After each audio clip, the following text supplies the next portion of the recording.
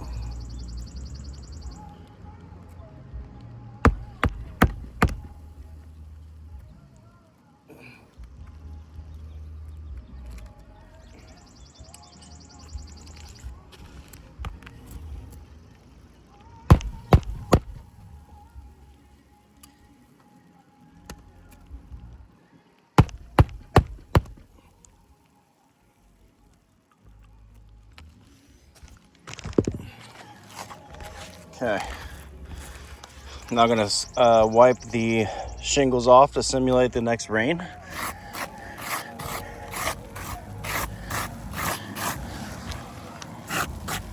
You can actually see that we have a crease starting to form on this shingle right at the top here. We have a bunch of degranulation and actually a crease starting to form right at the top here. Same with right here.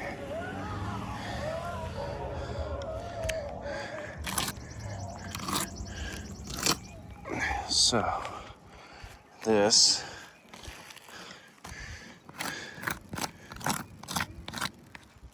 is a fail.